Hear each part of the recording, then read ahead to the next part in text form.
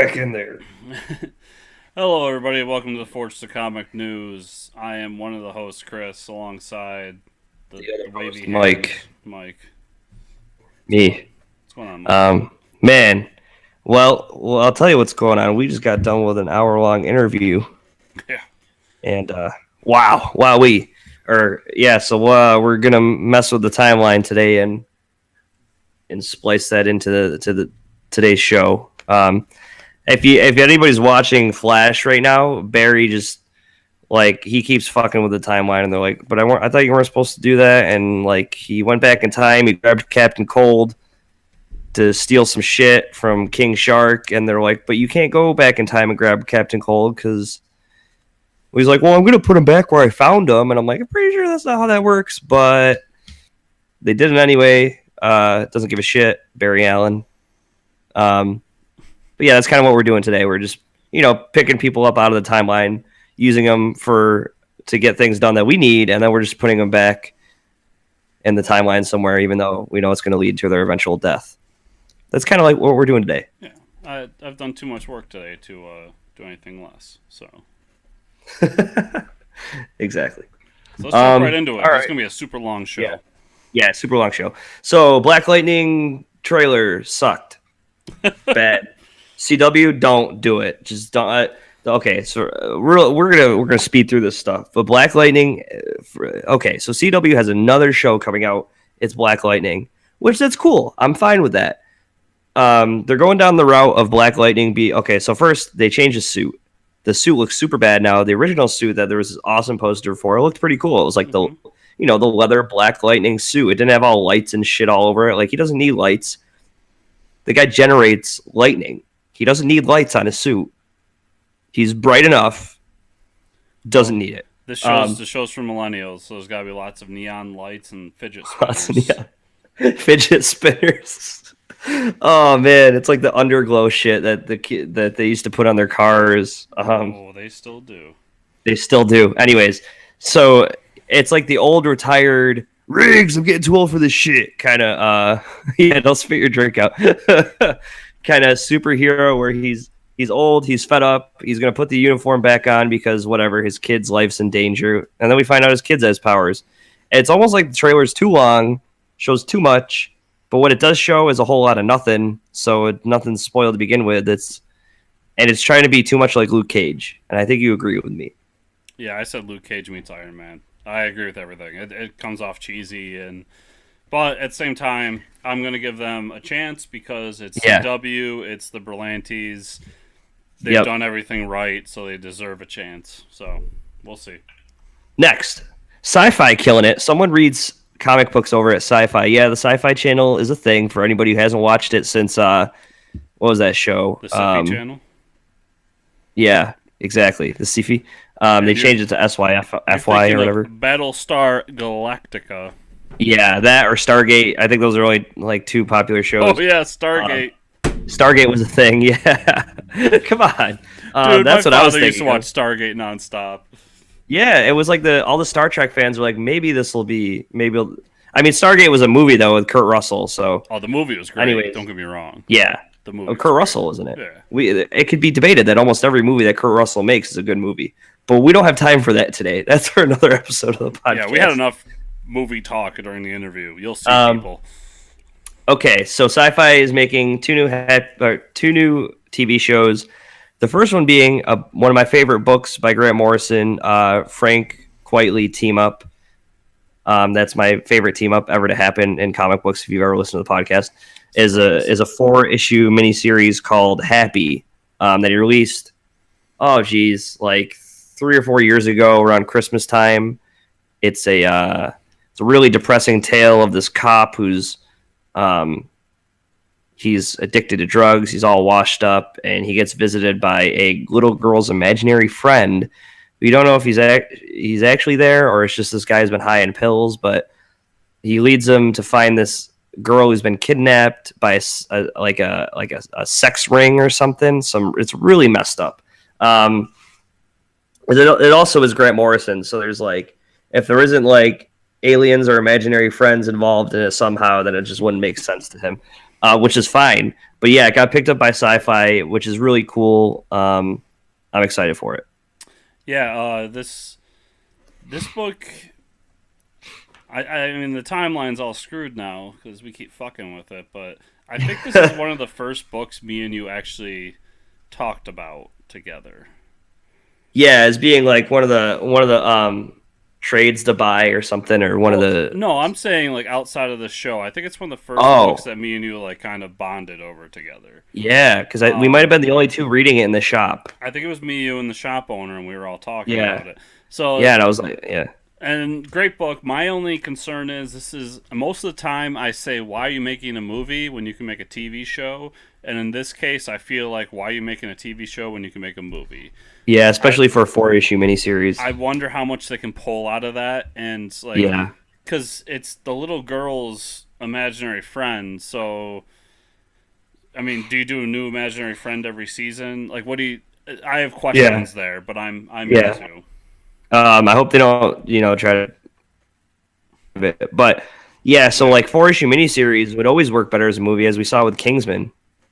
Like that was 4 issues. Yep. Boom, works well as a movie. The second show we want to talk about is Krypton, which it got green lighted, so it's going to become a show. We heard about it earlier. Sci-Fi picked up Krypton. And apparently it's part of, unlike all the other DC shows that are on TV right now, it's part of the Man of Steel universe, the whole DC cinematic universe. It's a prequel to Man of Steel. Yes, because the writer of Man of Steel is working on this show. So does that mean we see like a Henry Cavill show up at some point? Well, I'm going to steal it because I can't say it any better, so I'm going to steal it from Kevin Smith. You know what the most interesting part of Superman is? His grandfather you never heard of, and that's what the show is. Well, we'll see. It could be great. It could be not. Yeah. Yeah. Well, this is a little thin. Yep. All right. Now we're on to movies. Look, that was quick. There was some interesting news released. First of it being that, the Spider-Man movie isn't out yet, but we're getting a Venom movie. Now, I'm not sure. Is this a Marvel Universe Venom movie, or is this a Sony? No, or Fox? I'll jump in there. Yeah, it is Sony. Sony's creating its own Spider-Man universe. So they were leasing out Spider-Man to Marvel to be able to make Marvel movies, but Sony still owns Spider-Man and can still make a universe around Spider-Man, which is what they're planning on doing. So they're going to make the Venom movie, and there was one other they were planning. So this is going to be the first in the Spider-Man cinematic universe, which is really confusing because it's going to be Tom Holland as Spider-Man, who's in the MCU. That's going to be it. But this isn't in the MCU. I think this is a huge mistake. Very confusing. But the casting is spot on. Yeah, casting is Tom Hardy as Venom, which is awesome. But it's still very confusing. It's almost, these movies are now almost turning into like event comic books. It's like what's part of the continuity and what's not anymore. I don't know. My only real big comment there is Tom Hardy for everything. Yeah, any part. Just he's probably my favorite actor out there right now. So they should do like a oh man, what was that movie where was it Chris Tucker played everyone in the family? No, Eddie Murphy. It was Eddie Murphy. Yeah, it was Eddie Murphy. Professor. Where he's like Hercules. Yeah, Professor something. Yeah. But anyways, they should just do that Tom Hardy where he plays everyone. Like a family of 8 people and he just plays everyone. Yeah, Hercules. I almost wanted to say Dr. Nutty Doolittle. Professor. Nutty it's Professor. The nutty goddamn professor. That's it. Yes. Oh my god.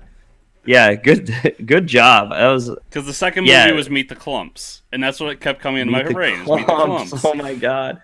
Yeah, so those movies, when Eddie Murphy was still relevant, whatever happened. Yeah, that's what I want to see with Tom Hardy. Just everyone. Anyways, moving on. So I know we're zooming through it. We got a ton of comic news. Yeah, lots of comic book news. So we had a nice sit down with a very smart and great talker, Mr. Miles Greb. So we're going to jump back in time to that, and we'll see you guys on the other side. Yep.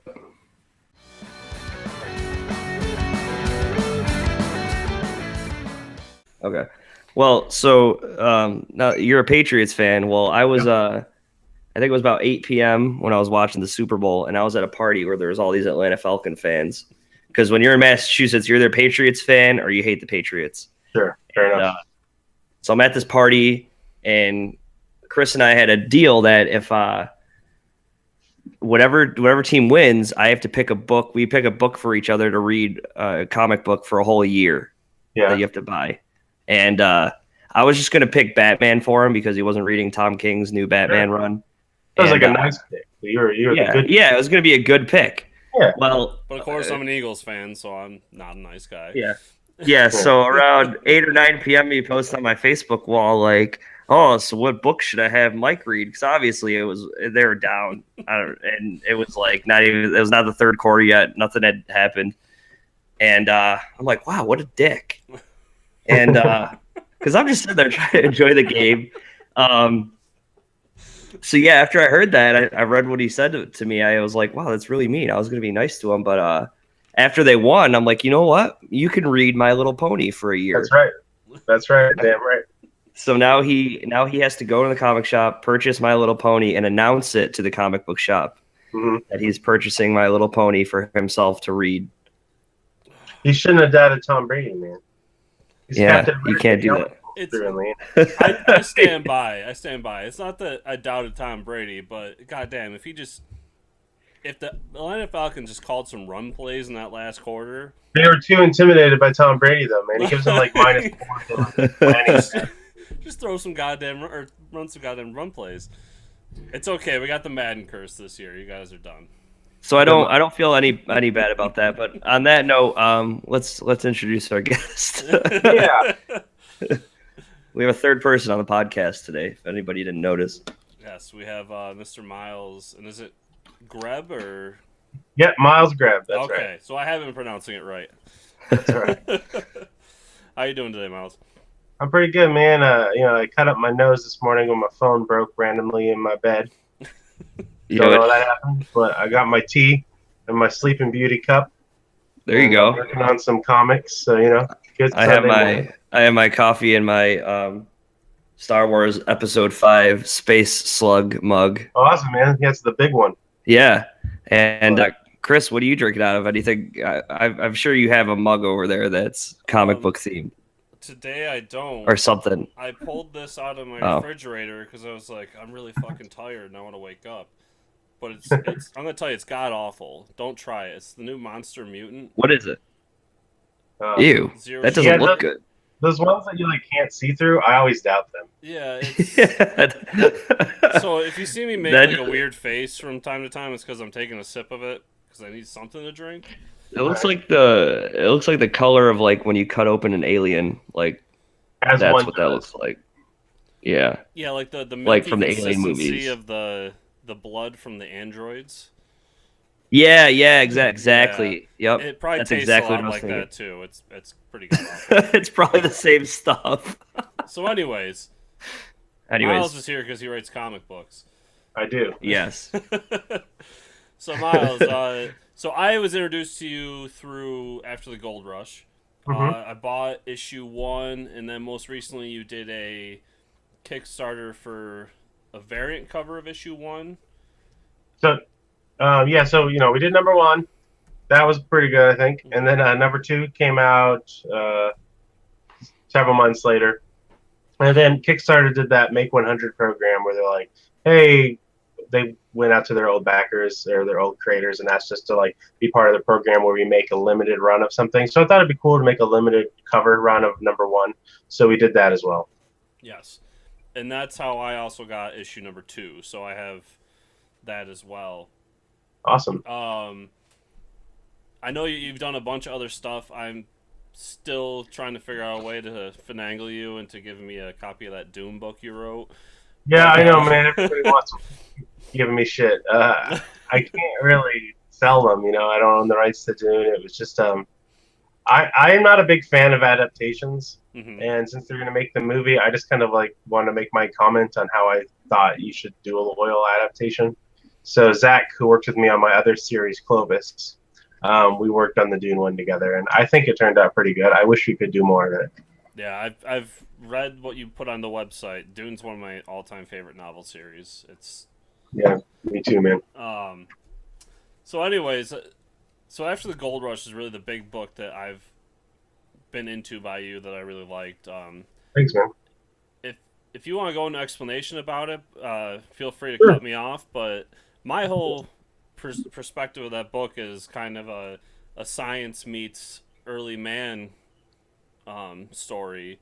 I think that's really shown a lot in issue 2, especially when our hero meets up with the guy who saves him, and he mistakes his science for... Spoilers! I haven't got to issue 2 yet, man. Come on. Get on it. But all right. I mean, am I on, or how do you see that book? Yeah, so it's kind of about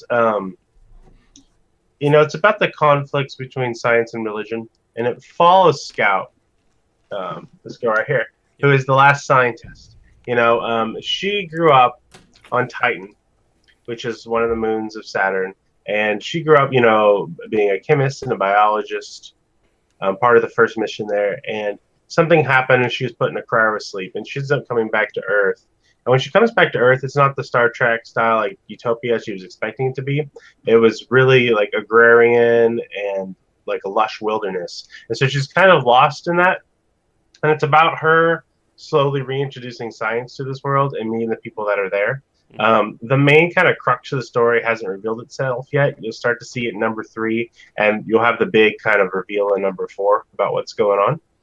So the first 2 issues are kind of like the easing you into the plot. I'm really excited for number 3, which will be kickstarted in July. Oh, cool! I will definitely be there. Look forward to that. Yeah.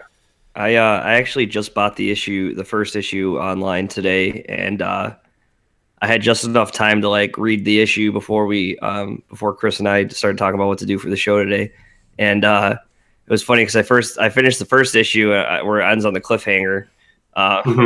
And I was like, shit. I was like ready to buy the second issue like right away. I'm like, I don't have time to read it though.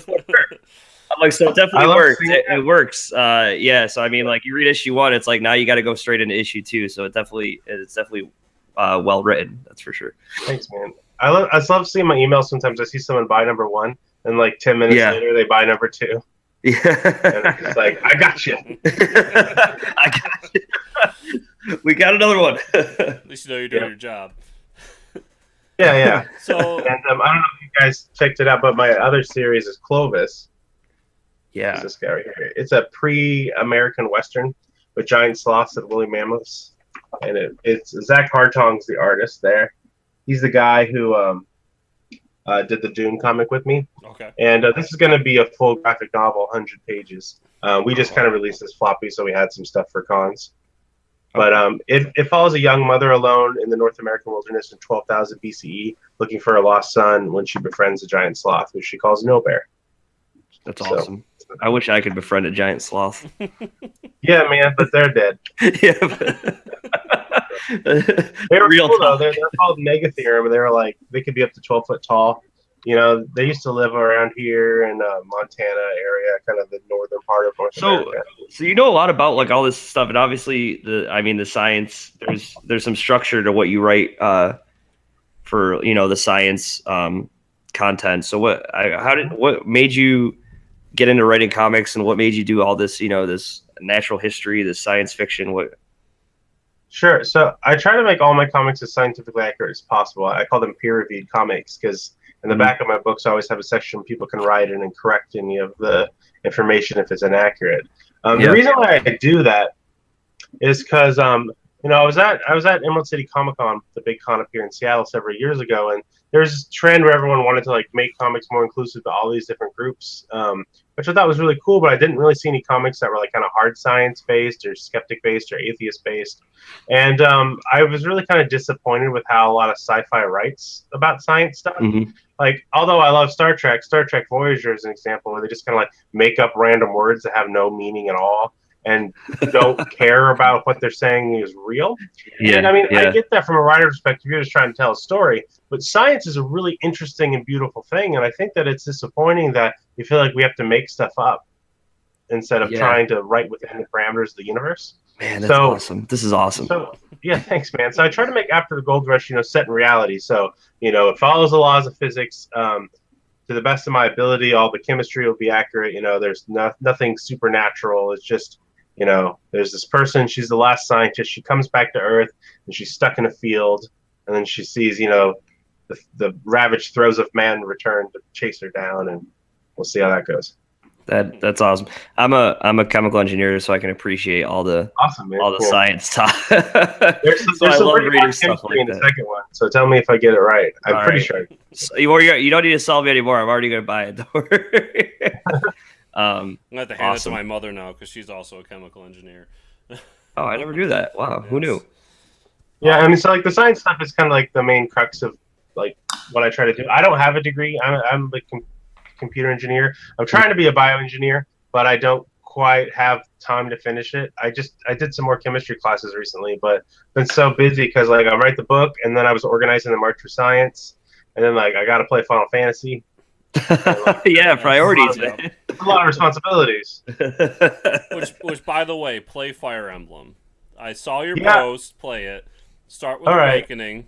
They're great games. They're not great stories, but they're great games. Because Final Fantasy Tactics is my favorite game of all time. Yeah. And I like tactics games a lot, so I was thinking about playing them, but I've played a lot of like PS2 tactics games, which I don't know, the story just doesn't live up for me, so it gets boring after a while. So I was thinking about playing Fire Emblem, but if the story's decent enough, I'll give them a go. Fire Emblem's all about systems, man. It has these really deep, integral systems that really suck you in. Yeah. So we have all this science talk, and this kind of goes right into my next question for you, because we were going to have you on, like 2 or 3 months ago, and life kind of got in the way, and you were doing a lot of work with the March for Science. Yeah. That was stressful stuff, man. Yeah, so, I mean, do you want to talk a little bit about what you did for that? Sure. So I was the organizer of the March for Science up here in Seattle, and I helped on the National Front too as one of the liaisons for all the satellites. And I was kind of like the token skeptic guy in the March for Science, because there was a lot of kind of pseudoscience-y groups that thought that they were higher on the science totem pole than I guess lower is actually historically accurate on the totem pole.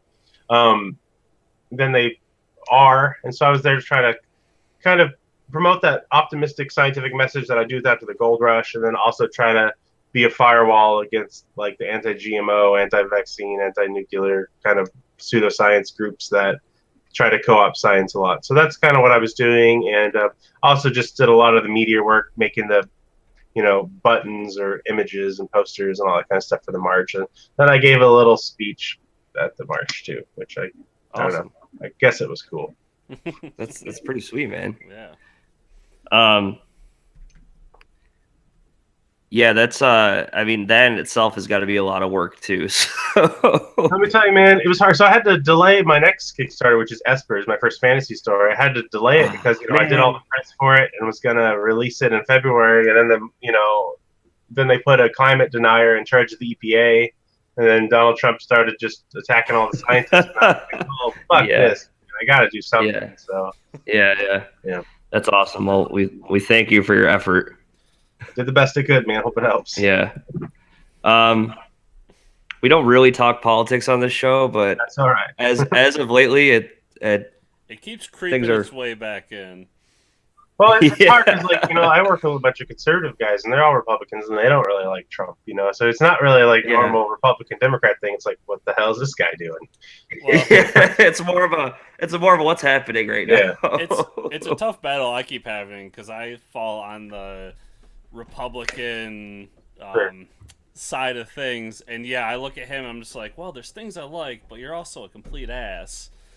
And then there's like, things where I'm just like, you don't know what you're doing, and it's tough. So one thing in the March for Science, like people have this phrase, science isn't a liberal conspiracy, and I was trying to get people not to say that because there's a lot of views that aren't kind of in line with the scientific consensus that the left has as well. Yep. And so, I was trying to tell everybody science is for everyone, and there's tons of Republicans that like science as well. And, they don't feel well represented by Donald Trump. They don't feel like he's representing their love for science. So I think it's important that we make science the centrist issue that it should be. And that, of course, science will be politicized because it involves funding, but we should try to have it be as neutral and reasonable as possible. Yes. Yeah. This is great. This is something I wanted to see more of, because I don't know if you got into the whole Bill Nye thing, but even when I agreed with him on everything on that show, I had a hard time because I'm just like, I need you to present the facts, man, and try to keep the politics out of it. I'm not going to lie. We'll talk about the new Bill Nye show really quick. I loved Bill Nye growing up. Me too. This new show is I can't even watch it. It messes up science communication 101, which is not to tell people what's right, but explain to them the method, right? Because science isn't a collection of facts; it's a method, and he doesn't really go into that very well. He does a couple times, like when he talks about the pseudoscience of some medicines and shows like the vinegar effect.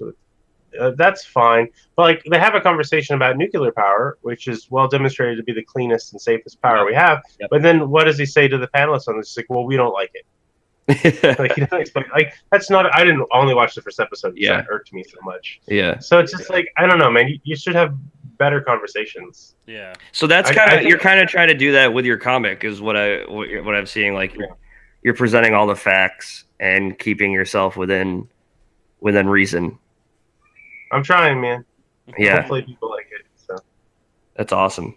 So the next Kickstarter, the fantasy story, can we talk about that a little bit? Or yeah, sure. That's Espers. Just take a little poster here. This is Espers, and it is a comic theology. So it tells a creation mythology, the birth of the world. It starts in this infinite nothingness, and then Loten, the giant serpent. He's like an infinite kind of classical sea serpent, like Leviathan from Final Fantasy, and he awakes in this, and he's really wise about everything he's aware of, but he's also very ignorant about much that could be or that is in the universe. So as he comes upon any new creation, that creates a new god, and then like he becomes like really aware of that thing, but knows nothing else. So like when he first breaks the sphere and goes up into what becomes the sky, like it creates the sky god. Then they have a conversation where they're both trying to understand what it means to exist in this universe. And this continues ad nauseum as all the gods are created in the story until eventually like this infinite regress happens and it will unwind the universe. As theologies are, it doesn't make sense. Like, well, if this happened, then who created this? Then who created this? Right? Yeah. That's like the kind of like Confucius coming out of an egg. Like where did that come from? Right. It's like God created the universe. Well, how do you create it? Well, he always existed. Well, what does it mean to always exist? What do you mean? He's like, well, he exists outside of time. You're like, well, if he exists at a time, then how can he affect things because he's not temporal? And they're like, well, shut up. So like, well, shut up. So it's kind of a fantasy story that starts off as a fantasy story, and then you'll see the unwinding of it. So if you don't want all the kind of philosophy stuff, you can just enjoy it for being kind of a high fantasy story, kind of in line with the Silmarillion. But as it goes on, you'll see kind of the more skeptic-y kind of approach that I take to my books.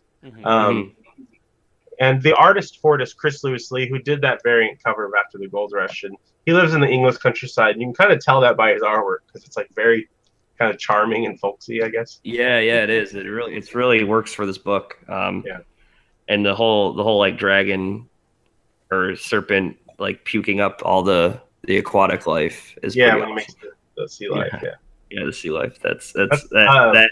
That picture or panel is just fantastic. There's a whole nother side of that. So that's going to be a spread page. That's just the left side. So there's a really cool right side too. Oh man, I'm excited. Yeah.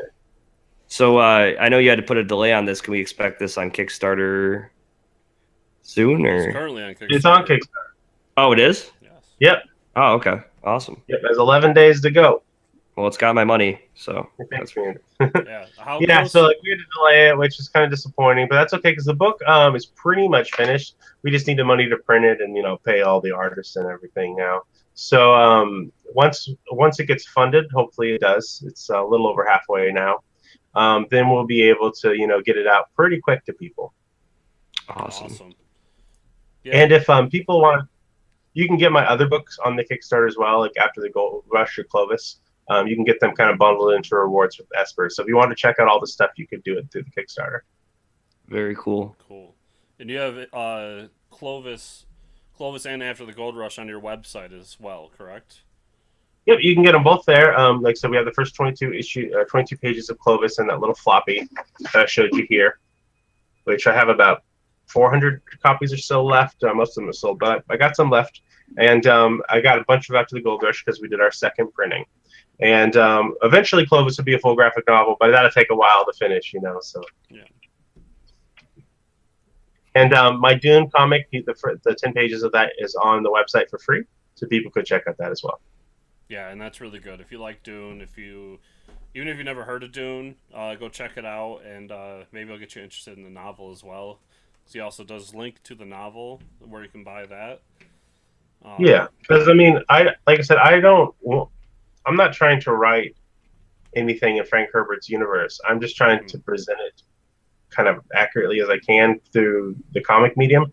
And so I don't want people just to read this and not read the book. Please read the book, because no one's ever going to be able to adapt it appropriately. It's not going to work.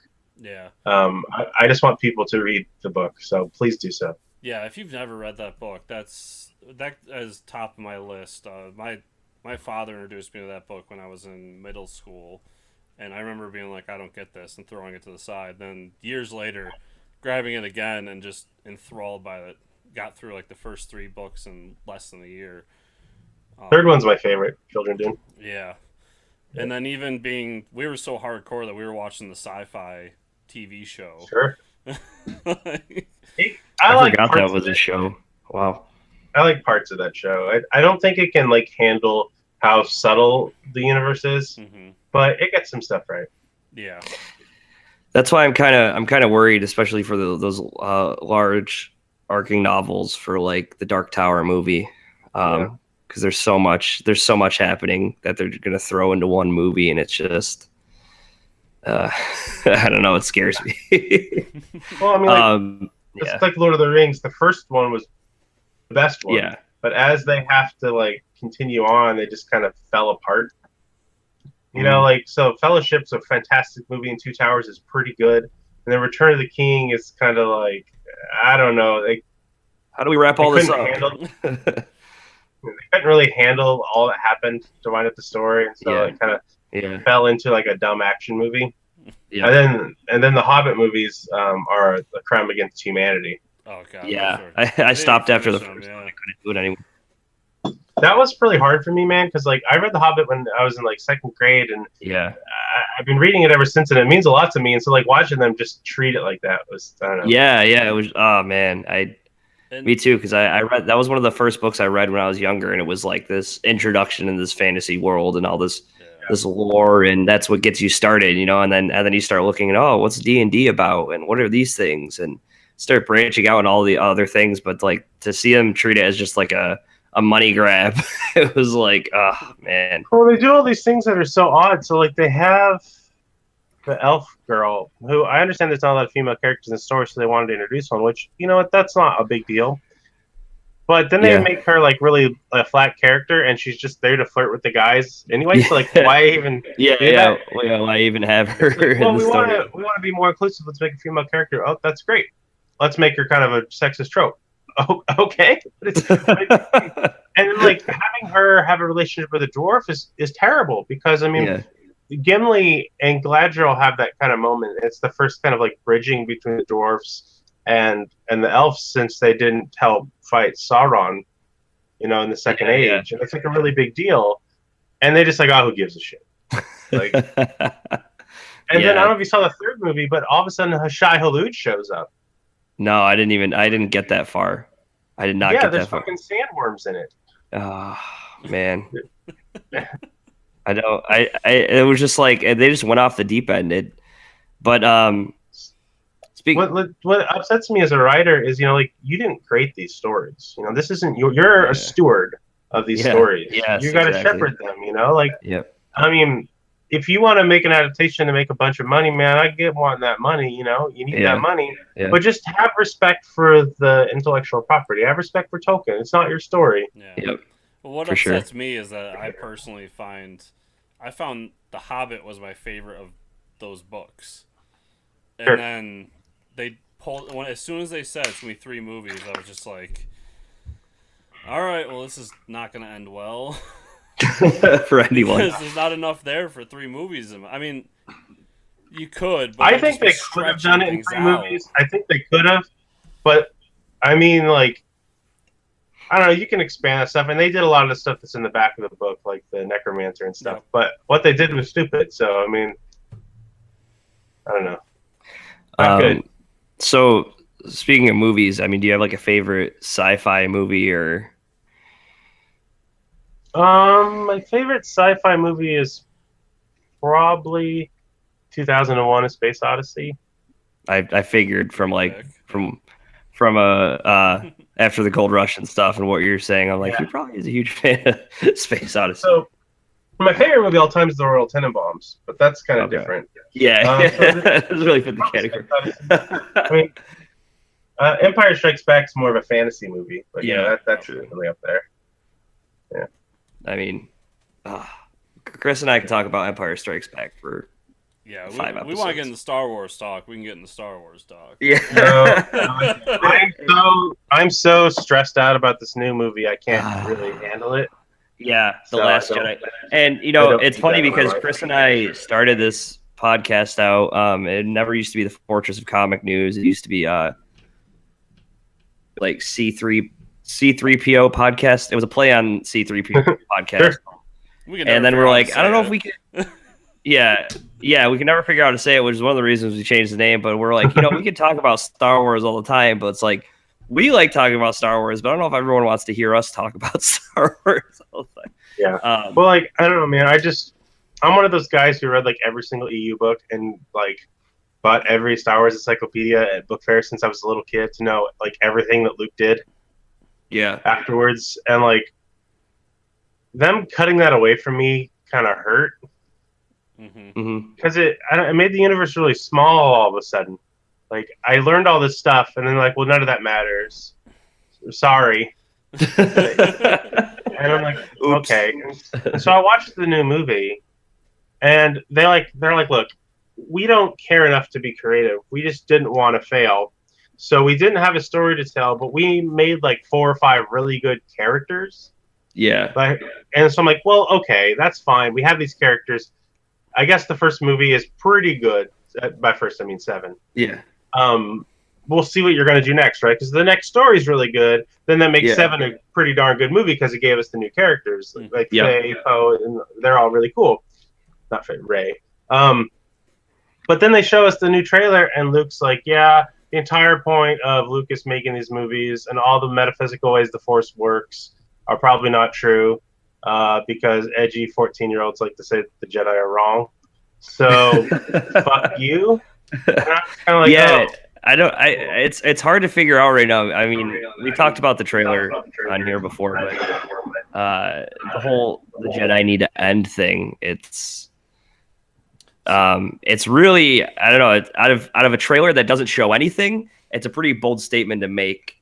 But it could mean any.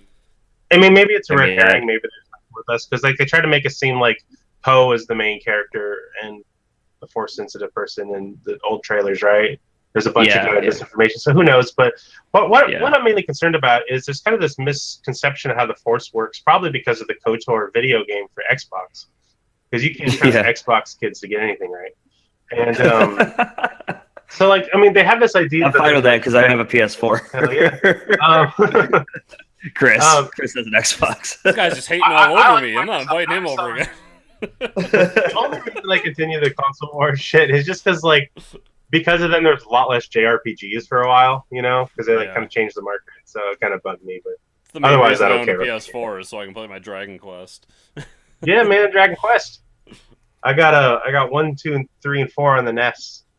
I just got 3 and 4. I never got to play them yet, so I'm excited to. Those are gems.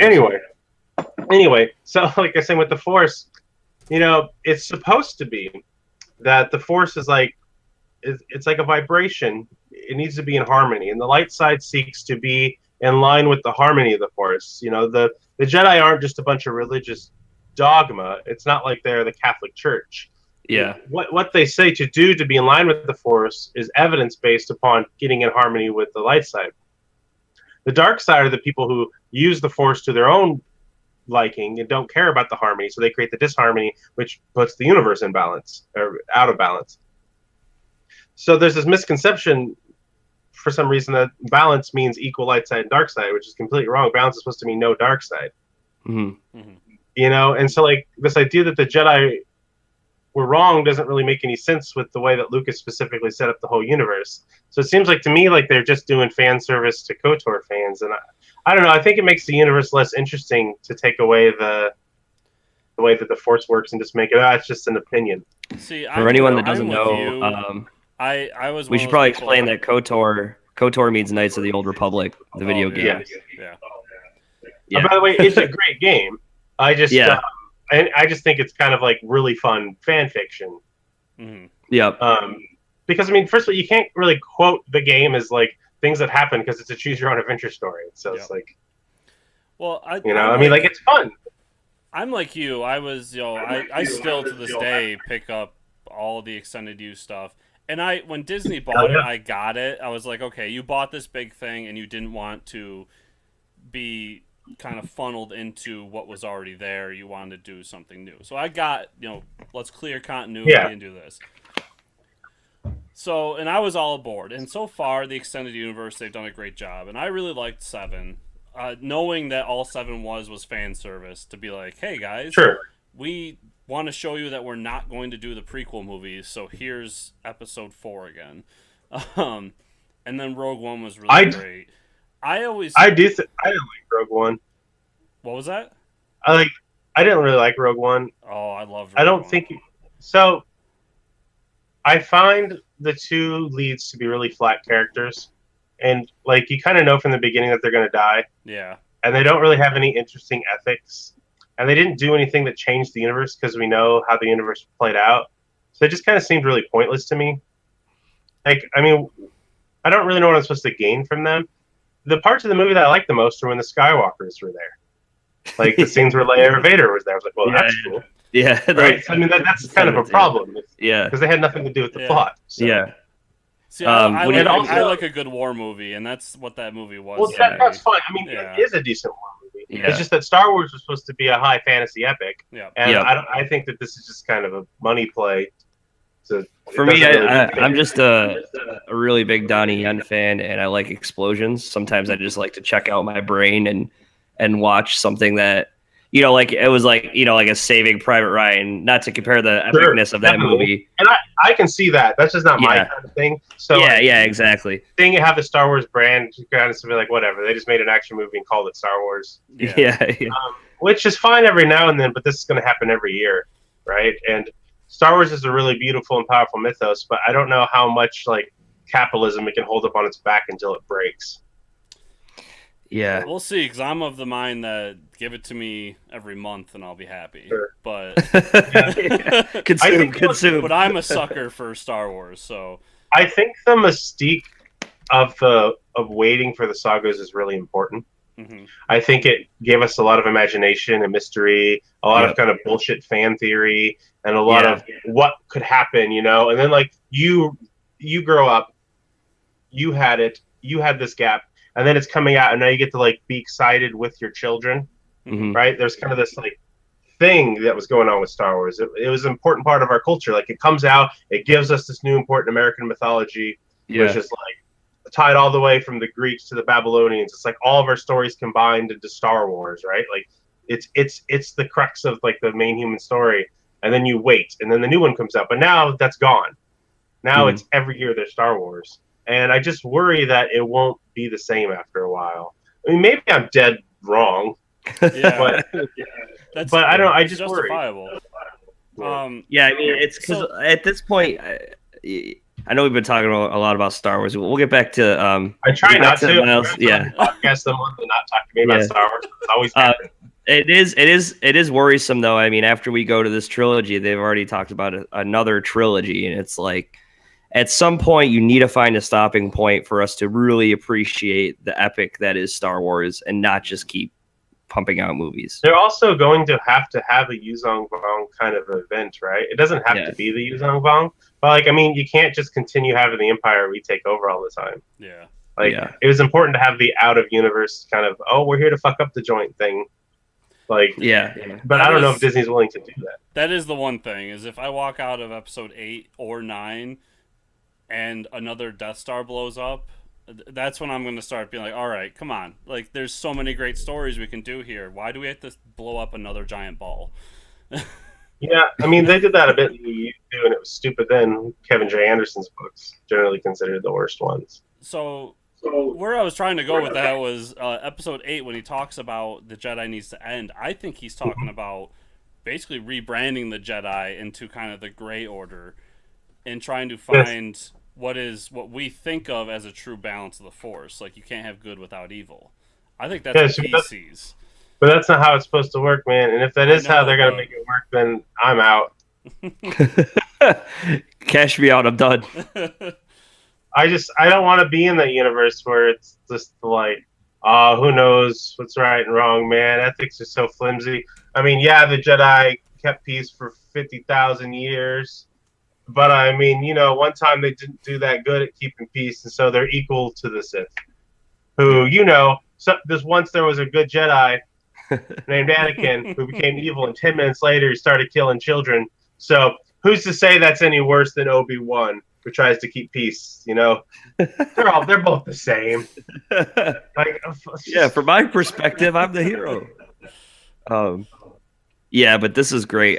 We haven't had a good Star Wars discussion with any of our guests, and it's good to have someone that's, I mean, a big fan like us. So I'm an annoying fanboy. Like, no, it's fine. It's nice to hear a different perspective, and having like some reasoning behind like why you didn't like it, or why, you know, you feel this way you did about it. See, I'm gonna love talking with you because I'm the Kevin Smith fanboy, where it's just like, oh yeah, like that's awesome. Just show me more. Sure, that, man. I like the power of the myth itself. Yeah, and I think that the myth grows in the absence of new information. And I think that you'll see that you'll watch a Star Wars movie in a couple of years that you won't like, and it'll be boring. And that'll be a weird feeling. I mean, so like Phantom Menace wasn't great, right? Because it wasn't directed that well. Lucas kind of lost a bit of his touch. But what you can't say about Phantom Menace is they didn't try to do something new. Because they did. Yep. It showed us a bunch of new stuff that we actually like. Like Naboo's cool. Right? People like Naboo. Yeah. Like the pod racing scene was cool. Zabarak's Darth Maul's race, they're cool. Yeah. Or Sing is cool, and Qui-Gon's cool. Bunch of cool shit.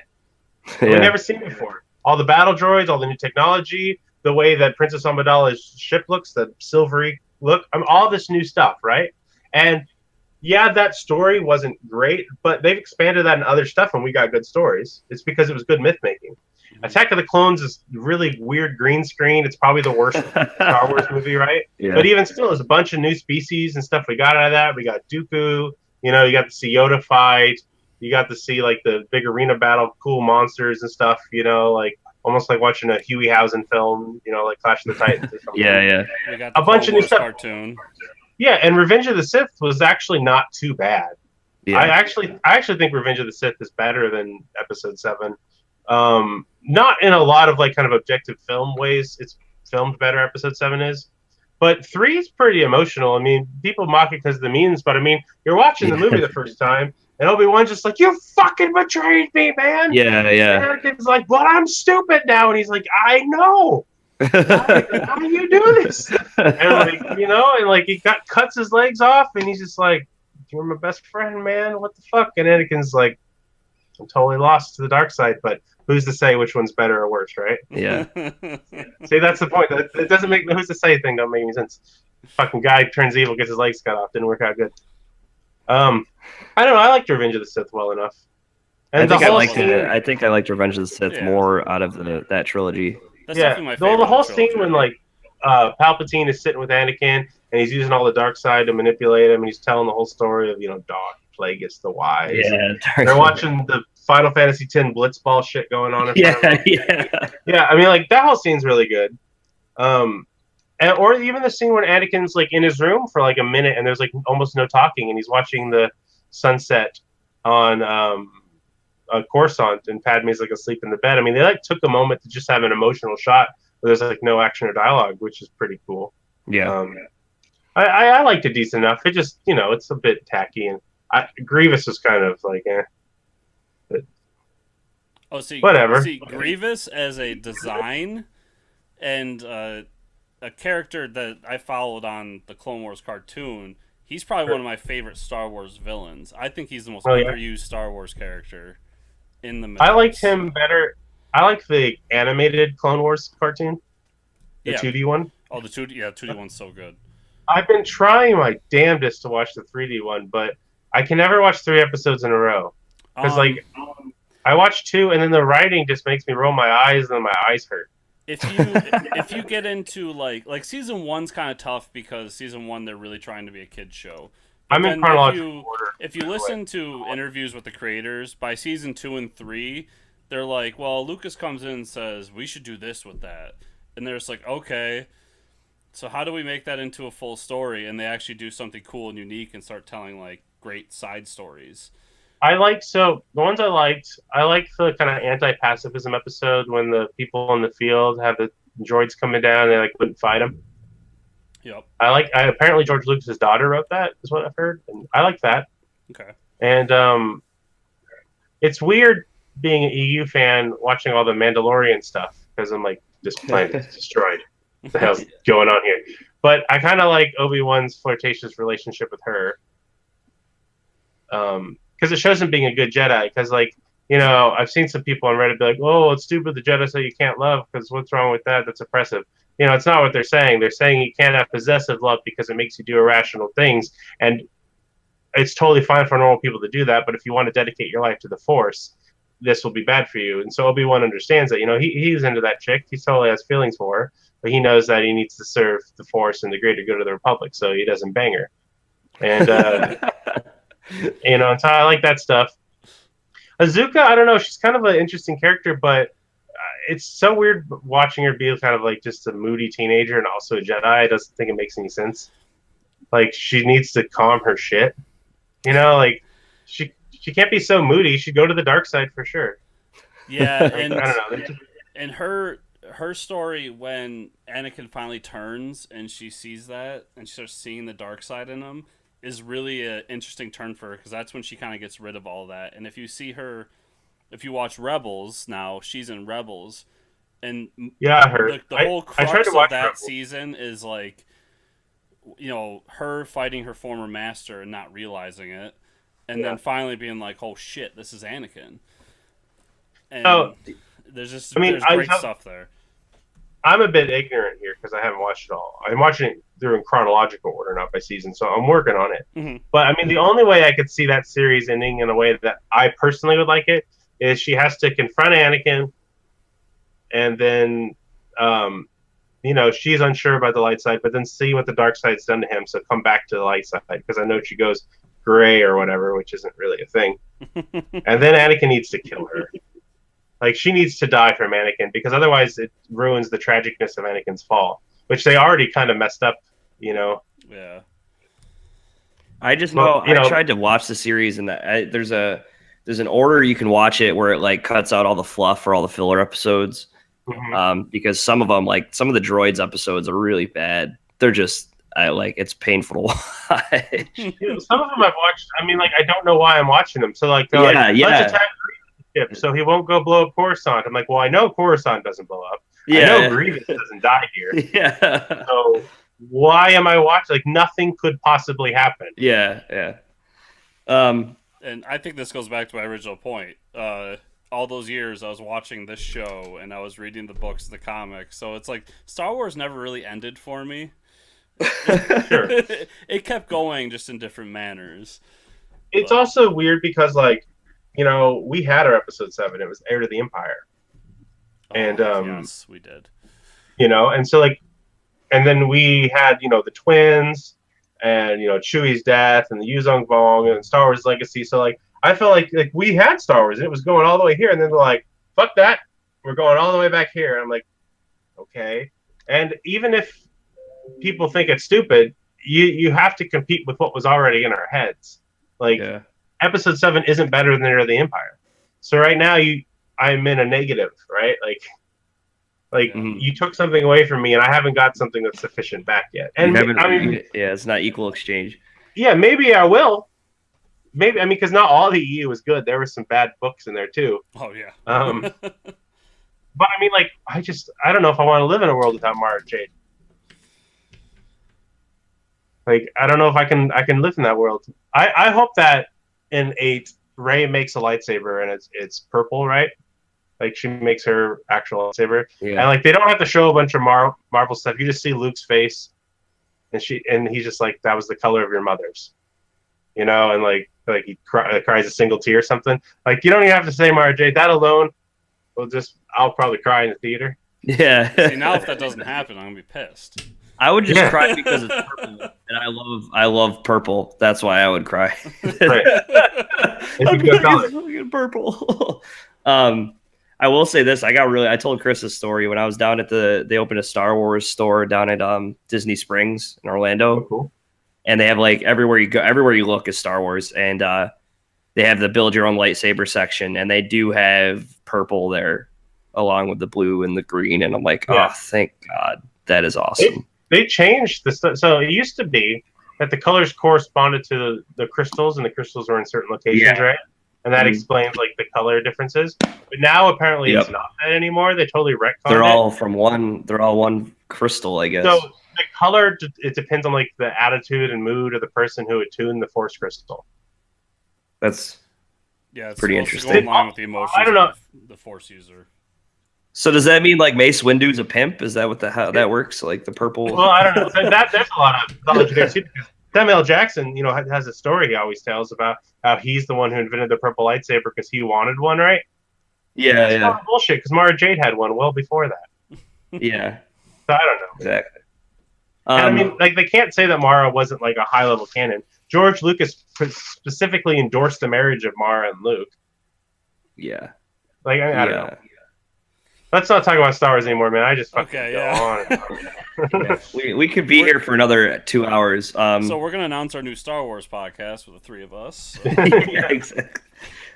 So I think we covered most of your stuff that's going on right now, right? I mean, we're talking about Dune after the Gold Rush. Go back Espers, people. It's good. It got monster people in it and fish. Earth gods. Go back, Espers. Go to the tiers that give you after the Gold Rush, Clovis, whatever other books he's given with the tiers, so that this book gets funded because I want this book.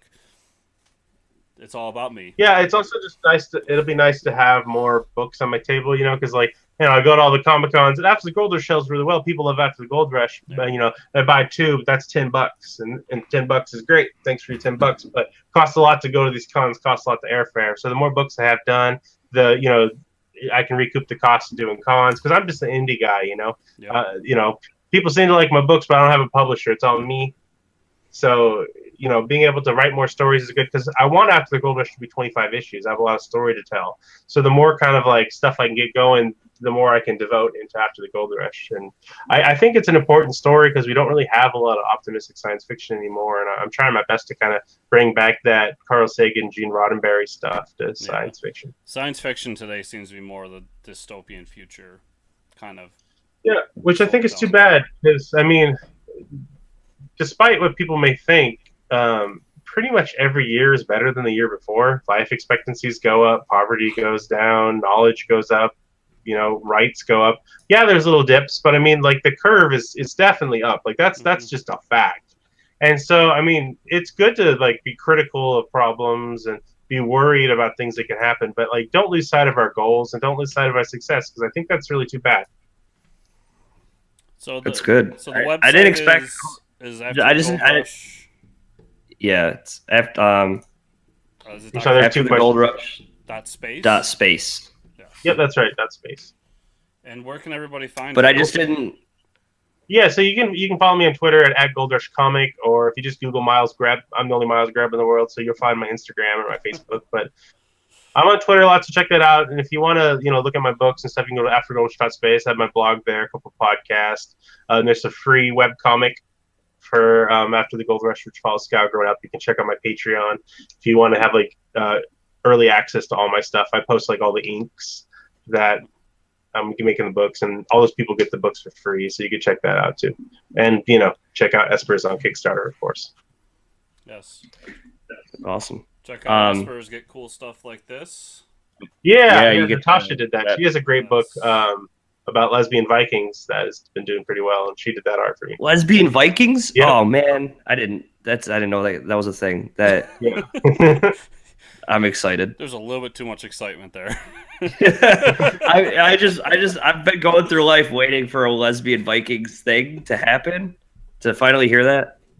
Okay, sold. Well, I didn't expect today to go as it did with all. We had some deep conversations. I love talking science. I love talking Star Wars. So I think this is a great.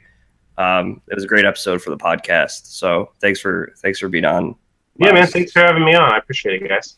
Yeah. Thanks for me too. We loved having you. And next project, we'll be contacting you again because you were a great talk, man. Sure, yeah, man. we'll get you back on here. We're gonna. I don't have a specific date, but this summer, after the Gold Rush 3 will be kickstarted, so you guys can check that out. Okay. Awesome. We'll be all right. Thanks for having me on, guys. Thanks for being on. Thanks. See you soon, dude. Cheers.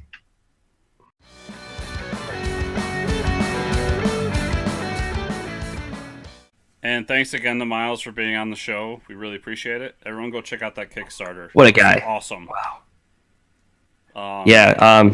Not very often do we have that much Star Wars talk with a guest, and it's nice to have a writer's perspective, because you have conversations with him, you're like, damn, he's a writer, because he thinks the things were. He was definitely the yin to my yang, because he was very skeptical and I don't know, I want it to be this, and I'm just like, bring it. I want Star Wars all over me all the time. Why is Darth Vader murdering people? I don't care. I just give me it. There's a lightsaber there. It's awesome. Yeah. And they're like, oh, maybe there's some deeper thought put into this that someone hasn't made a career out of. And no, that's no. No, we don't like to think about those things. But right, that was some great comments. We have a shit ton of comics news, which I love. Yeah. So, Mike, I'm gonna let you start this one off, because this has got you bathing all over. Yeah, oh man. I took this info, I threw it in my bathtub, and I sulked in it for 2.5 hours. So think about that image. Chris almost spit out his... I don't know if he was... Can't unthink that image now. Yeah. Thank you. I thought he was going to spit out his Mountain Dew. I don't know if it's because of my story, because it's really gross, whatever he's drinking. Or his Monster. He's drinking the new Monster. It's fucking disgusting. Anyways, yeah. So the Doomsday. Okay, so let's talk about this comic that came out called Flash 22. Okay, now if you weren't excited for the whole button crossover event with how stupid that sounds, the cover Flash 22 brings back an iconic character that we haven't seen since it's been retconned in the Earth 2 series, but now we get Jay Garrick on the cover. So if you're not sold on this story and you see Jay Garrick, the original Jay Garrick, well, he's got a new costume, but that's irrelevant. But on the cover of this book, yeah, take it, buy it, read it, because I've been waiting for Jay Garrick to make an appearance. I'm waiting for the JSA actually to come back. Please let this be the start of it. We talked about this for a year now. We want the JSA back. So this book, we find out, there's an epilogue at the end of it. There's this blue hand picking up the button. Who else has a blue hand? It's not Black Lightning. It's done in the art style of Watchmen. Yeah, it's done in the art style, and it's a quote from Watchmen, which gives way to this Doomsday Clock event, which reunites Gary Frank and Jeff Johns. The Earth 1 team-up is back. Batman Earth 1 team-up, who we think is one of the best team-ups ever. Gary Frank's art is so fantastic. And Jeff Johns writing about DC mixed with Dr. Manhattan as he goes on his existential crisis to like figure out why there's even any meaning to life, and Jeff Johns is writing it. Holy shit. I'm sweating right now. I'm so excited. It might be all the coffee I just drank. It might be the DC Doomsday event we're talking about right now. It might be a combination of both, but this has all my money. It has the potential to be something great. And I know I said this about Batman Eternal a couple years ago, but this is a whole other just ignore it.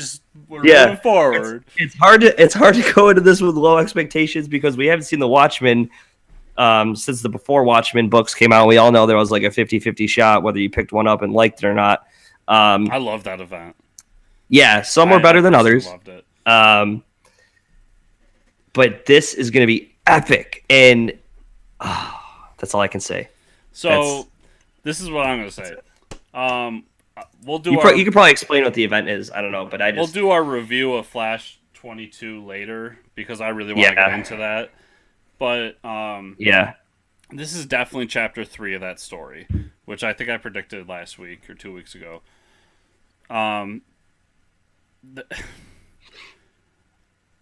What's great about this is it's not just DC versus Watchmen. It's what it really is looking into is if you're reading Superman or more importantly Action Comics right now and have been since the DC Rebirth, they're going to take in all that stuff that's been happening between Mr. Oz and Superman and the capture of Doomsday and bring that all together into this event. And what's really important, and this is coming from a Marvel fan and somebody who's kind of on the edge with these event books, but at the same time I love them so much, it's 4 issues. That's it. 4. There's no side issues. There's no parallel book going with it. It's 4 issues. That's the story. We're done. That's it. So I have high hopes for this. It's one of the best team-ups that DC has. One of the best team-ups in all of comics. Yes, he said it. You heard him. Write it down. Take note. Save that audio clip.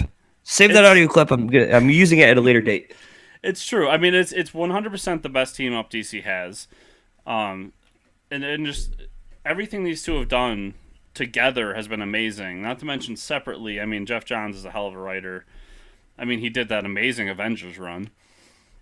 And that's the only thing you can note. Yeah, let's do it. Yeah. And Gary Franks, he's got to be probably the best artist out there right now. Takes for fucking ever to write a book or to draw a book, but it's amazing when it comes out.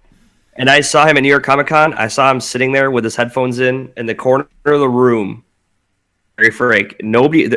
I mean, he doesn't have time to sit there and sign, or he'll sign for you, but he doesn't do sketches. You have to get your commissions in with him. But I went to the corner of the room and I said, and he's a very awkward individual. He's an Englishman. And I shook his hand. I said, "You draw the best things I've ever seen." And he said, "Thank you." Went back to drawing, and that's all I needed. He just had to know that it was. Yeah. This is 100% going to be my most look forward to book come November. There's no question about it. The only thing that could possibly beat it, I don't even know what could possibly beat it. I don't know. I don't think there's anything Marvel could do right now that they could announce that could be like, "Yep, this is gonna be more important than DC versus." It's almost like what we talked about earlier, like with the whole legacy of Star Wars, waiting for the movies and stuff. We've been waiting. What? I mean, I haven't been waiting since the '80s for the Watchmen to come back and resurface and be relevant. And I don't even know if they've been waiting for it, but now we know that they're going to become an integral part of the DC universe. Oh, man. Yeah. Just I'm sure a lot of people after Alan Moore's Swamp Thing were like, "Oh, no, not my Swamp Thing." But then you get people like Scott Snyder writing Swamp Thing, and you're like, "Holy shit, this is an amazing story."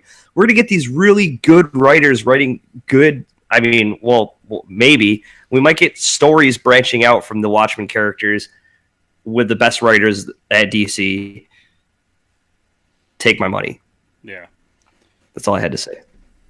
So, okay, and DC. Yeah.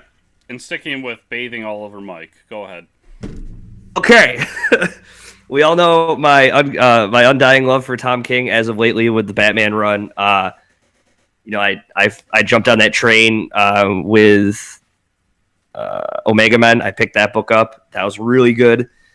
And talk about like giving him things that nobody has touched in a while. Miracle Man. Tom King is writing a 12-issue series on Miracle Man, and I've been talking about it. We need the New Gods back. Here it is. The New Gods are here. Obviously, Miracle Man is going to be, he's an integral part of that's where he started the New Gods. He was a son of Apocalypse. Someone has been answering my prayers over at DC, and this is great. We get Tom King on Miracle Man. I couldn't think of anyone better to do it. So, that's it. That's all I have to say. So, well, let's see. Hold on. One more thing. Okay. If you remember the event from DC,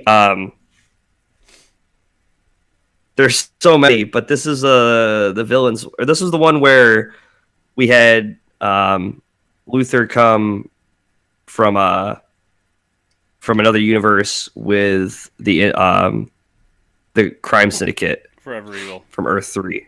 Forever Evil, yeah. You remember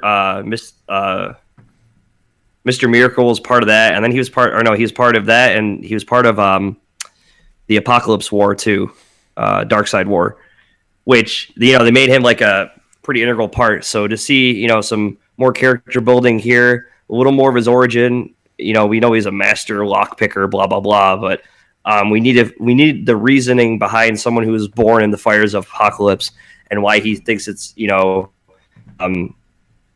what drives him to be part of the greater good and helping people instead of a servant to Darkseid. How's that? How's that for an explanation that everybody can get behind? Read the book. I'm so excited right now. This is great.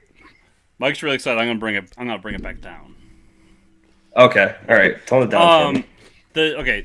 I've always compared the New Gods to the Inhumans, and it seems like Marvel always wants to shove the Inhumans down our throats and be like, these are relevant, do it, and it's like nobody gives a fuck. The New Gods, with the exception of Darkseid, are kind of the same way, but DC as of recently, and I'm saying that as of the past couple of months, have done things to make me want to read New Gods books. Bug the Forager, I am reading. I will read anything that Mike Allred draws, writes, whatever. I'm on board. After reading Volume 1 of Batman, and somebody actually gave me Volume 1 of Tom King's Vision, I'm on to give. I've heard it's amazing. I've been on to give Tom King credit for anything. I will try it out. Yes. They are doing it right. Did you hear that, everybody? I'm going to do this again. I'm going to give Mike a nice little pop in the tent. But they are doing right what Marvel's doing wrong. They are taking top talent and big names and great writers and artists and trying to make characters we don't necessarily care about relevant, which Marvel is not doing with the Inhumans.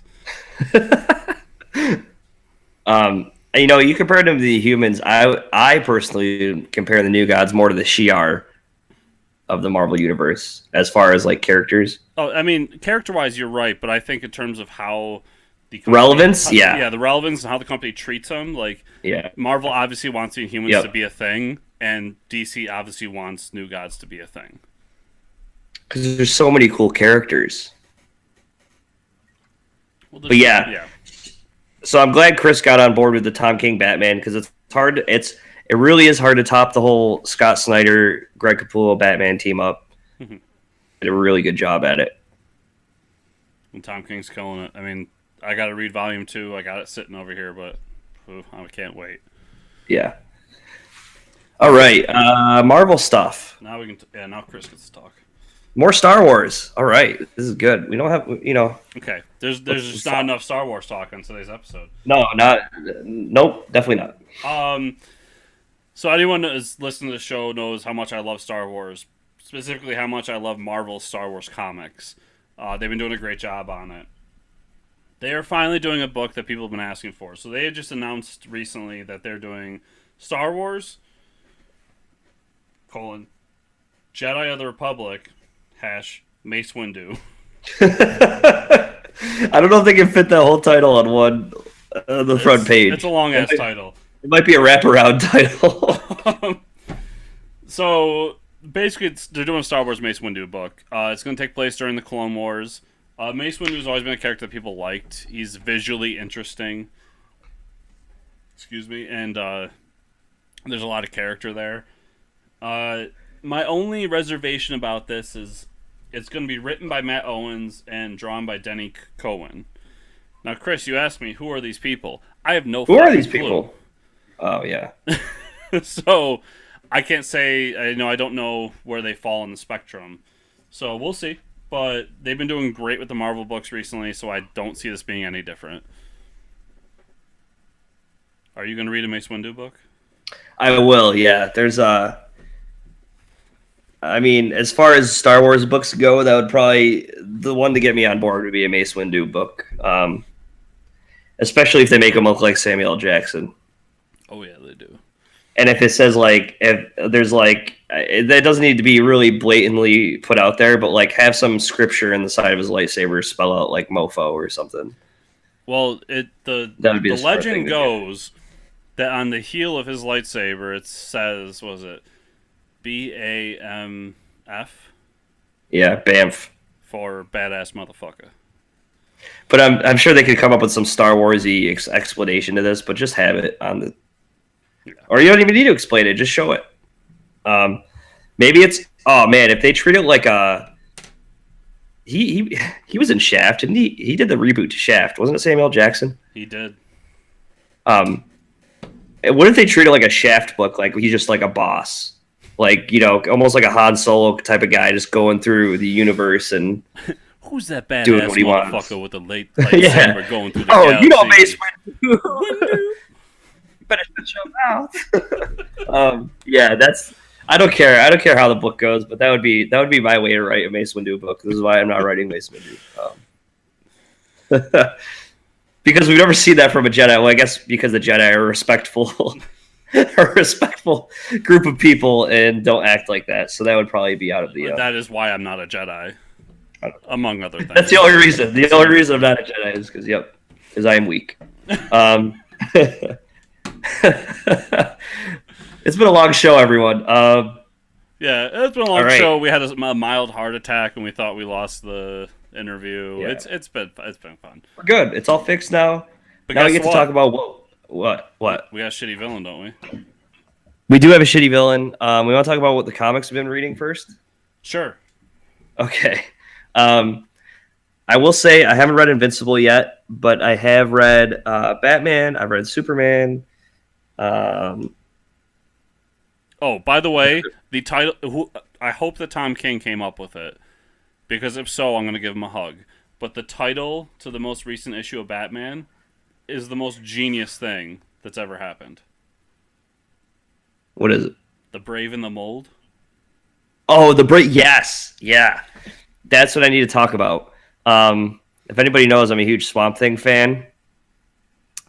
And this book is just a one-shot. But holy crap. It's just Batman teaming up with Swamp Thing.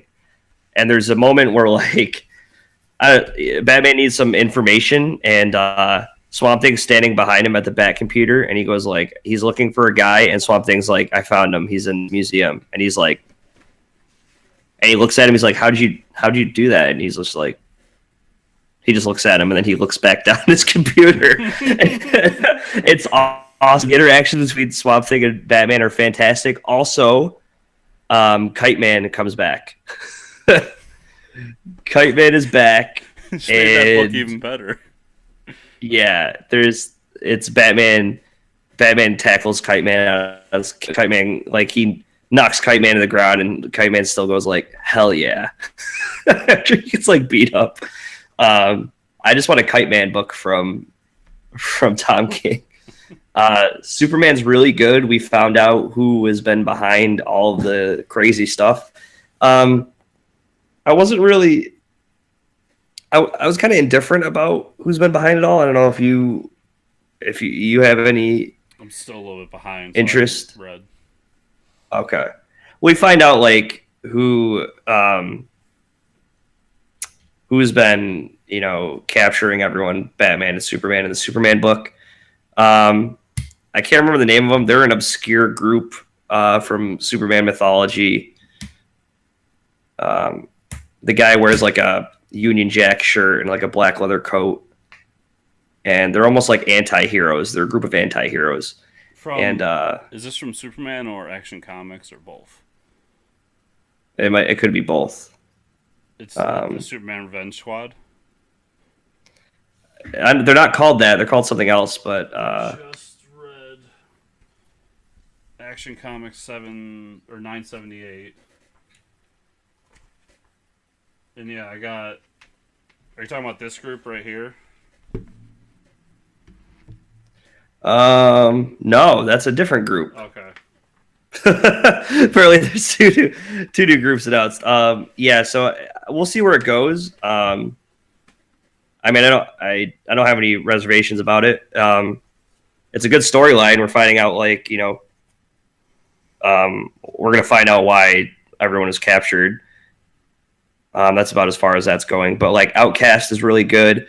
Outcast leaves off with we know that his father. They're doing this TV show already, is what I heard.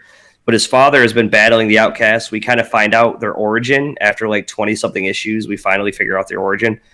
There's almost like a light and a dark side, which, oh man, I wonder what that sounds like. But they're almost like from another realm or another plane of existence, and to be tethered to the human world, they need to find a host, and basically they can't exist without the other, kind of thing. And the dad's trying to teach him how to fight things, and he goes, okay, well, now we need to go out and train you. So basically he opens up they go to this house, and he opens up the door to the house, and there's a bunch of evil people just like huddled in the corner and stuff. They're all really weak, because I think they take a while to get accustomed to their bodies and stuff. So they're just hiding out in this house, and there's like 30 of them. And the dad opens the door, and he's like, all right, take them out. So the next issue is just going to be him fighting like 30 of them at once, which is going to be awesome. It's going to be like a Daredevil hallway scene of an issue. I see it coming. That's really good, and Paper Girls is really good. They're starting to close in on something, something happening here. They keep talking about glimpses of their futures and their past, and I think it's really going to start to play out on. I mean, it's Brian K. Vaughan, so he's playing at something here. I just can't tell yet what's going to happen. Yeah. All right. So that's all I got. Oh, and then the Flash when we want to talk about that. Yeah, I was going to start off with the Flash. So probably my favorite lenticular cover yet. It's got kind of a classic Flash. I don't know. It's kind of hard to do over this, but Jay Garrick. I mean, there's OG Jay Garrick, and then whoosh. Yep, and then the new suit. Yeah. Yeah. In case you wouldn't recognize them, they need to have that transition. So this kind of goes in with our interview. Like, I'm impatient and I want things like in front of me, fed to me. This kind of rounded out the whole story and brought them right back to where they started. And the only thing I feel like happened is that we saw Jay. And yeah, with the epilogue at the end. And the epilogue, yes, but I don't know. It was good, not great, but I have so many questions coming out of it, and I guess that's my big problem. Is we saw Jay, but he, spoilers, kind of died. It was almost what happened with Wally in Rebirth. They needed something to tether them to the Earth. So I'm wondering if, like, what's Jay's wife's name? Joan? Yeah, see, I have no clue, but I know he was trying to get Barry to remember him.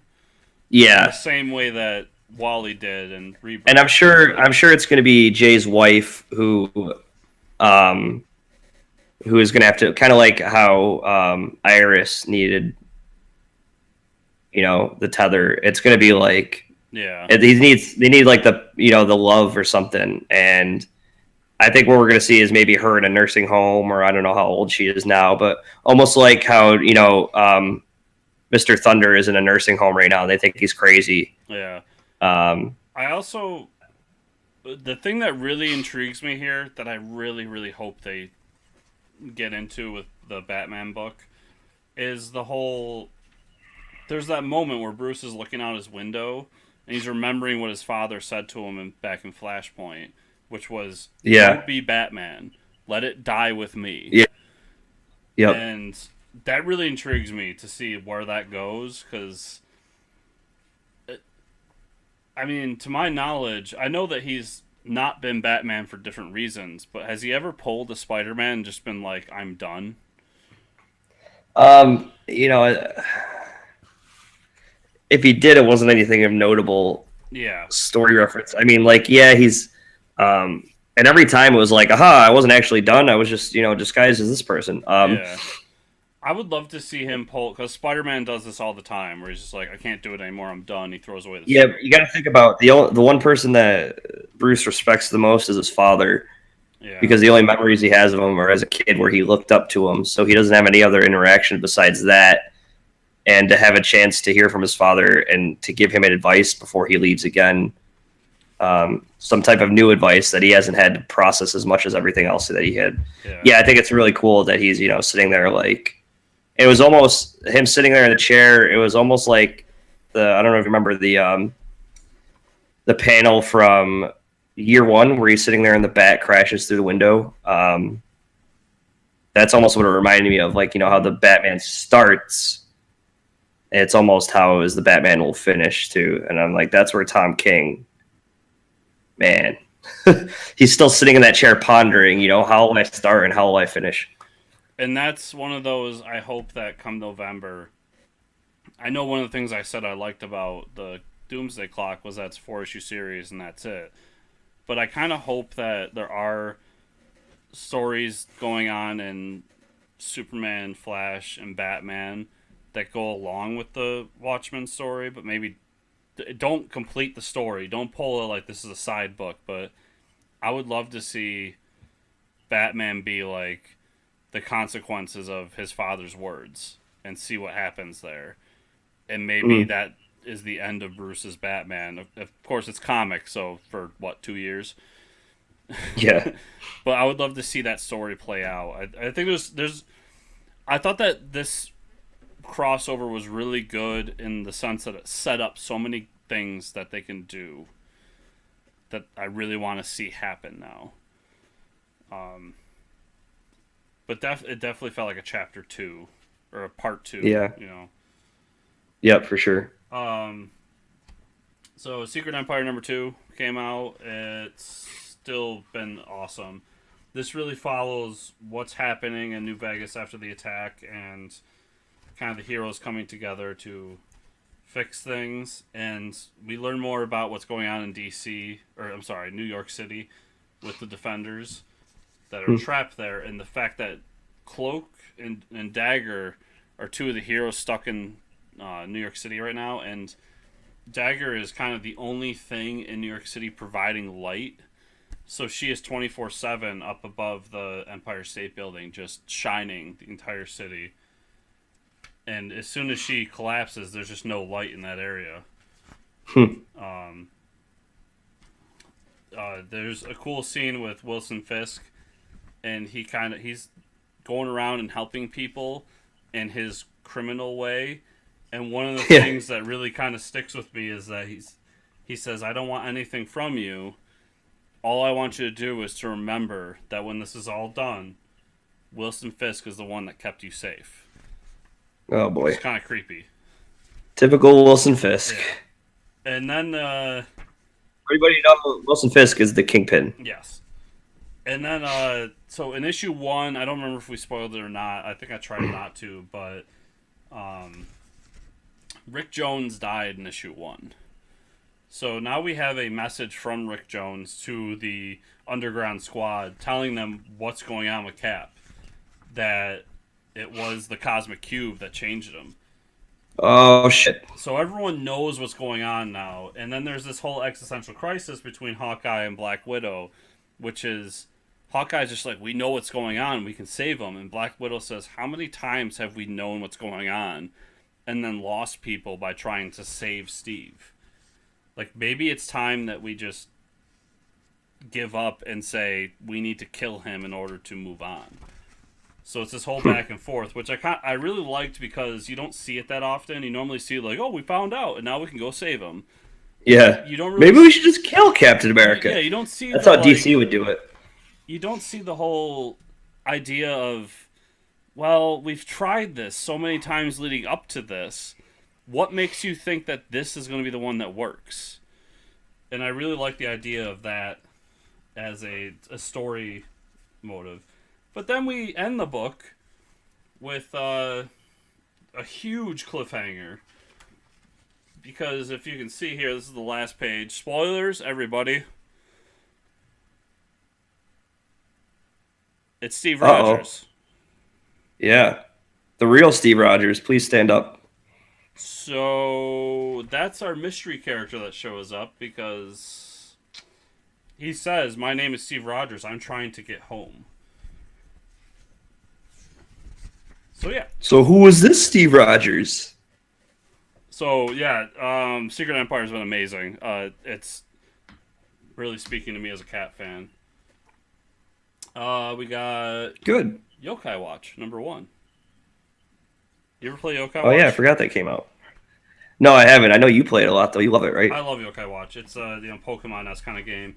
This goes back. And they do a quick summary of what Yokai Watch is. And then they kind of go back in time. And the big standout character, the quote-unquote Pikachu of Yokai Watch is Jibanyan. And he has a lineage, and one of them is kind of a samurai version of him. So this is the whole story of that character and his backstory and where he came from. And That's awesome. I love samurais. And then we kind of get a cliffhanger where he's going to come into modern day. If you like Yokai Watch, I mean, it's a cool story. It fits in somewhere with the cartoon, but I'm a huge fan, so I did that. Mighty Thor, what do we got? Number 19. See the Phoenix Force? See it? Ooh, that's pretty cool. So the Phoenix Force has a new host, and we were talking about the Shi'ar earlier. The Shi'ar Empire has a new god, which is the Phoenix Force. And there's Jane Foster, who's trying to figure out what to do with the Congress of Worlds because she is being shooed away. So she gets Rosalind Solomon, who's from earlier in the series, an agent of S.H.I.E.L.D., to take her place while she goes and becomes Thor. And we find out that this whole fight between the Shi'ar and Thor and the other Asgardians has been a plot by Malekith. And he has another war in mind that he is going to unleash upon people. And it looks like next issue we're going to find out who this new Thor is. The third Thor. It's Thor galore. Thor galore. I love it. Awesome. I'm not going to go too much into it, but Curse Words #3. Read it. Curse Words is awesome. Cool. So you didn't read Invincible, so I'm not going to spoil it. But Invincible is really good. It's really bloody. Like, nice. Even a little, like, bloody for Invincible standards. Oh man, that's great. That's what I like to hear. And it answered my big question, which was, it seemed like this fight was too early in the story. Well, there's a reason for that. We'll find out next issue. Now to Injustice 2. Oh yeah, you picked up Injustice, huh? Injustice 2, issue 2. So Batman is got automatic weapons. He kills a bunch of people. It's pretty fantastic. But then, who comes to fight him? Batman. Who would have thought? Batman fights. So we kind of don't know who this Batman is. I'm trying to remember if they revealed it or not. I don't think they did, but then it's really weird. So then something happens, and it looks like Superman's going to get out. The end. Book's great, but if you haven't been reading from day one, I don't think it's all that interesting. Yeah, you need to be there from ground zero. Yeah. Star Wars Screaming Citadel, the newest crossover from Star Wars. It's Dr. Aphra and Star Wars, so it's Luke and Dr. Aphra. They're trying to... Basically, Dr. Aphra's found this crystal that has the mind of an ancient Jedi in it, which could help train Luke. So they need to work together to figure that out, because Luke needs a trainer, and she likes money. The only big thing to take from this book, other than it's really good, is that they go to this like ball to try to where the fuck is it? There it is. They go to this ball to try to like convince this person to help them with the crystal. And first of all, like a dance, like a ballroom. Yeah. So first of all, here's Luke in a suit. Tuxedo Luke. That's one big thing. Huh. Number 2, Tuxedo Luke. I'm pretty sure that this the Empress's servant is Dead Man. Oh wow, yeah, for sure. And that is Dead Man. This isn't Watto, but one of Watto's people's in the book.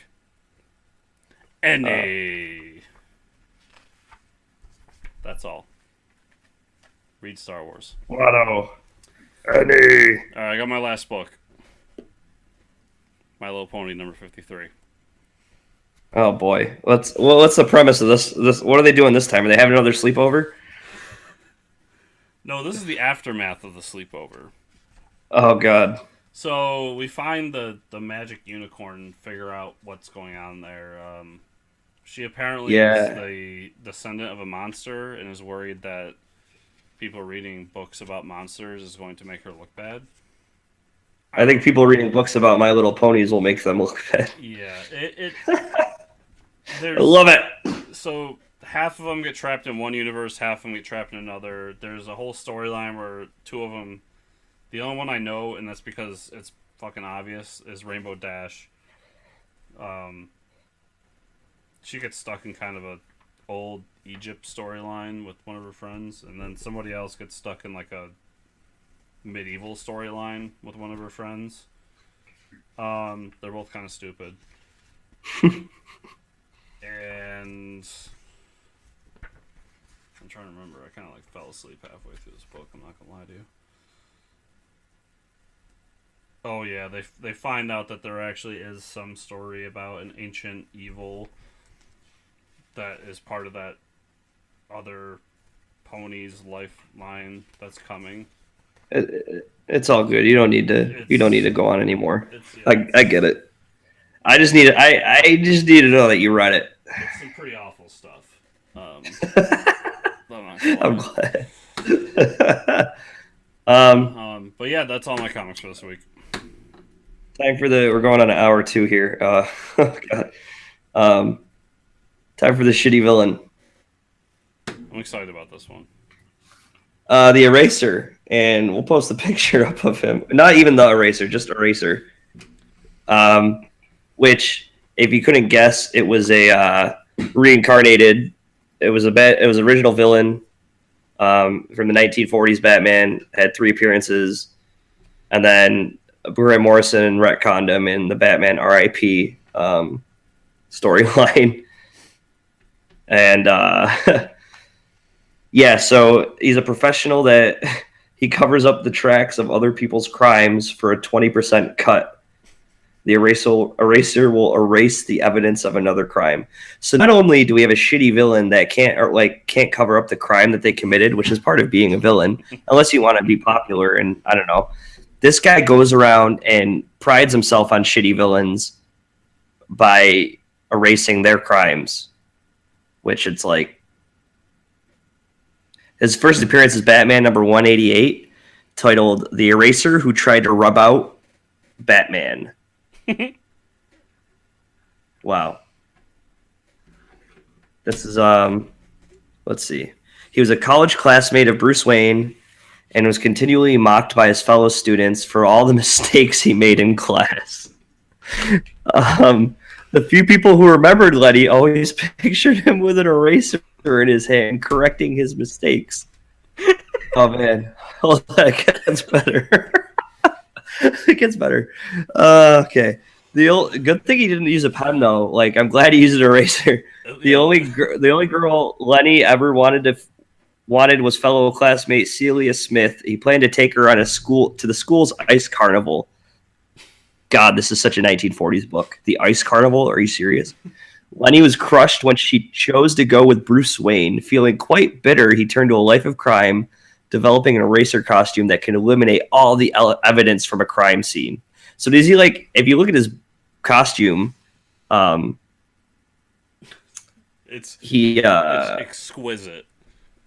Like yeah, I mean he's got a giant eraser on his head. Yeah. And this is funny because he has an appearance in there was an Ambush Bug book, Ambush Bug Year None. It's called. It's I'm surprised you haven't heard of it, but there was another Ambush Bug book back in the day. Okay. But he has an appearance in that. Yeah. So powers and abilities. The eraser wore shoes tipped with pencil point blades that could all emit a sleeping gas, off with a giant eraser that could rub out evidence from crime scenes like footprints, fingerprints, etc. So my big question here is it lead pencil? Because if so, that's pretty fucking sinister. Yeah. Well, this is funny. He had an appearance in Batman the Brave and the Bold cartoon. I think most of the shitty villains had appearances. Yeah. Yeah, it's a good one. That's all. I mean, the poor kid was just always the backstory is what gets me. Like the backstory is so cheesy that I love it, and it just proves that we haven't. I mean, we may have peaked, but if we dig deep enough, we can find some shitty villains. Yeah, I dug deep for this one, and it's funny because like the comic book writers were like. I think something looked over at like the artist and was like drawing with a pencil, and he looked at the eraser and he was like, "Why not?" and it became a thing. So he took out. Okay, hold on. He took out advertisements as the eraser in the Secret Underground. It's a periodical newspaper aimed at Gotham's small-time criminals. Oh my god, that's amazing. God. Don't take chances. Let the eraser erase every clue from your crimes. Only 20% of a job before taxes. Oh my god. I love the added before taxes. Yeah. Like, why? Shit. Who's paying taxes on this? Yeah, does he report to the IRS? Is he like... Eraser, looks like you had a good year this year, man. You're really raking it in. Yeah, but it sucks. I'm going to pay taxes. Oh my god. Your business is really booming. We're really impressed. Oh my god! It's like the IRS comes to audit him. They're like, "Oh, is there really a villain named, I don't know, who's the guy with the? Is there really a villain named Codpiece?" Yes, he exists. Oh, you erased his crime scene? I swear he exists. Okay. Sure. What does he do? Well, he has a giant cock cannon. No, we might have to look into this. You might want to rethink your job. Oh, man. On that note, I think that's the end of the episode. Thanks for sticking with us this episode. It's been a great time. Yeah, it's been a long one, but a fun one. You can find me at Ricker621 on Instagram. You can find Chris at Fortress Chris on Facebook and Twitter, and Fortress News Chris on Instagram. The show is on fortressofcomicnews.com as well as facebook.com/fortressofcomicnews. If you're watching this on YouTube, subscribe and like the video. Also, every Tuesday now I am putting up the top 5 comics you must buy on Wednesday. That's pretty cool. Yeah, I like that. So check those videos out. I'm having a lot of fun with them. I just finished this week's, so it'll be up on time this week. And awesome. Developing another show, trying to figure it out because it's going to be a lot of work on my end, but I think it'll be cool. I'm going to call it Comic History 101. Wow. So who are you doing that show with? Is it going to be just you? Just me. Oh man. I mean, we can talk about doing it together. I'm still developing the idea. If there's anyone that knows comic book history, I mean, so we should really get Craig involved if we could. So yeah, but if my big thing there is if you're on Twitter or you want to email me or something, let me know, because I can't decide whether I want it to be character based and say like, oh, this is Captain America, he was created in 1940, or if I want to like go back and say like, let's talk about seduction of the innocent and the birth of the comics code. I love it. I think that's what I want. Yeah, that's kind of what I want to do. Corruption of the young minds. Yeah, like I want to do that and go back. Like, let's talk about the birth of the comics code, and let's talk about, romance comics, and like let's talk about obscure bullshit from the 40s and 50s and into today, and just like let's talk about the history of this medium. Like that's kind of what I want to do, and I'm thinking that's where I'm leaning. But I want to know what everyone else is thinking. Whether they, would they like me to do that? And maybe mix in some once in a while. Do like let's talk about MODOK or. But I'll be listening to your ideas if you guys throw them out to me. And for that, I say thank you for listening.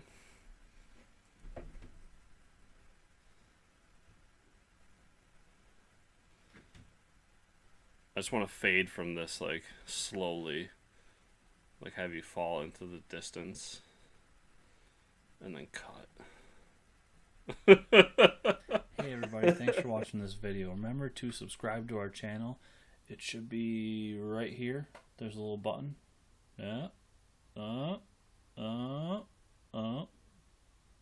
Thanks for clicking that. Also remember to like and comment on our video. We love hearing from you and really appreciate it. Hope to see you next time.